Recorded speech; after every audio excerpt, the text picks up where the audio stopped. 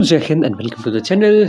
तो बिल्कुल सही पढ़ रहे हो आप। China wants to control the elections of India and US. तो ये कैसे हो सकता है और इसके क्या कॉन्सिक्वेंसेस हो सकते हैं, वी विल नो। और ये कैसे होता है और इससे कंट्रीज कैसे बेनिफिट लेती हैं, we will know this today. Hind देश के निवासी सभी जन एक है। रिपोर्ट आई है मेटा से, जिसे हम प्रीवियसली फेसबुक भी कहते हैं, एक टेक जाइंट कंपनी, जिन्होंने अकॉर्डिंगली उन्होंने मोर देन 4000 अकाउंट्स दैट वो ऑपरेटिंग फ्रॉम चाइना उन्हें बैन किया है अपने प्लेटफॉर्म से, क्योंकि वो कोशिश कर रहे थे इंडिया और यूएस में होने वाले 2024 इलेक्शंस को डिसरप्ट करने की और उनमें अपने लोगों को जिन्हें वो फेवर करते हैं उनको जिताने की। तो एक बहुत ही बेसिक सा क्वेश्चन आपको समझ आ सकता है, जो आपके दिमाग में स्ट्राइक कर सकता है कि एक चाइना में बैठा हुआ इंसान इंडिया और यूएस जैसी कंट्रीज़ के इलेक्शंस को इंटरप्ट कैसे कर सकता है, उनको डिसरप्ट करने की कोशिश कैसे कर सकता है। तो देखो, जब भी एक कंट्री में, जब एक डेमोक्रेसी में इलेक्शंस होते हैं ना, तो वो उसका सबसे सेंसिटिव टाइम होता है, क्योंकि इसी टाइम पे उस कंट्री का फ्यूचर डिसाइड होता है कि जो गवर्नमेंट है, प्रेजेंट गवर्नमेंट है, क्या उसे हटाना है, क्या उसे रखना है, कि नई पार्टी चाहिए, नई पॉलिसीज़ चाहिए, नई डीलिंग चाहिए, नई फॉरेन पॉलिसी चाहिए।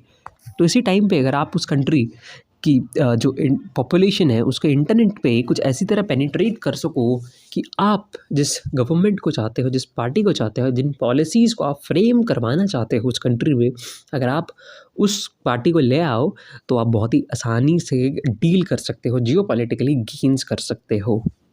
अभी होता कैसे है, लेट्स नो दैट।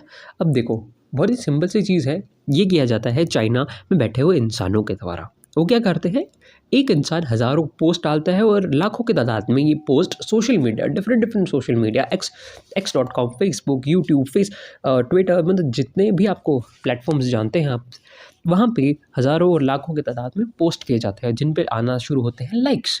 अब ये जो लाइक्स है, ये जो है किसी ऐसे इंसान के पास पहुंच सकते हैं जो कि कॉमन इंसान है, जो जानता नहीं है कि एक्चुअली में चीज़ें क्या चल रही हैं। और मोस्ट ऑफ द टाइम ये पॉसिबल है कि वो मोस्टली वेरीफाई नहीं करेगा कि जो भी इंफॉर्मेशन उसके सामने रखी जा रही है वो सही है या गलत है। और मोस्ट ऑफ द टाइम ये भी पॉसिबल है कि उसका जो वोट है वो इन्हीं चीज़ों पे बेस्ड हो। तो इस हिसाब से वो चाइना जो है इंडिया के इलेक्शंस को कंट्रोल करना चाहता है।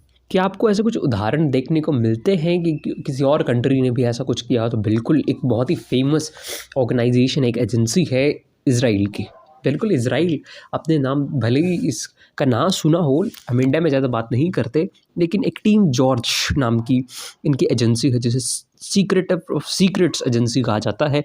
बहुत ही सीक्रेट एजेंसी है इज़राइल की। इन्होंने अराउंड 30 से 38 कंट्रीज़ के इलेक्शन डिसरप्ट किया है। अब एक क्वेश्चन और आता है, यार एक कंट्री के इलेक्शंस को डिसरप्ट करके किसी कंट्री को क्या फ़ायदा मिल सकता है? तो बहुत ही एक बेसिक सा आंसर है इसका कि अगर आप उस कंट्री के इलेक्शंस को कंट्रोल कर सकते हो, इट मीन्स वहाँ की गवर्नमेंट क्या होगी, उनकी पॉलिसीज़ क्या होंगी। अगर आप गवर्नमेंट चूज़ कर पा रहे हो तो उनकी पॉलिसीज़ भी चूज़ कर पाओगे, तो इस हिसाब से आपको फ़ायदा हो जाता है। अब आज के टाइम पे जब डीप फेक्स एंड ऑल बहुत ही बढ़ चुके हैं, तो इसका एग्जांपल आप देख सकते हो ना, कि किसी भी कंट्री या किसी भी प्लेस में किसी भी मेंबर का आप डीप फेक बना के बता सकते हो, भाई इसने तो ऐसा गुनाह किया है, इसने ऐसा किया है, और जिसके बेसिस पे आप इलेक्शन को मैनिपुलेट कर सकते हो। और most biggest worst thing is that कि दोनों ही कंट्रीज़ में किसी के पास ऐसा मैकेनिज़्म नहीं है कि इन चीज़ों को कंट्रोल किया जा सके। तो हम सिर्फ रिलाय करते हैं big tech companies, Google, Facebook, x.com पे, ताकि वो हमें इनको स्ट्राइक डाउन करने में हेल्प कर सके। तो डिमांड है इस वक्त कि आप डीफेक जैसी जो भी एप्लीकेशंस हैं, वेबसाइट्स हैं, इन पे जो है उनको रिस्ट्रिक्शंस लगाई जाए, इनको रेगुलेट किया जाए as said by honourable prime minister. So let's see कि क्या होता है।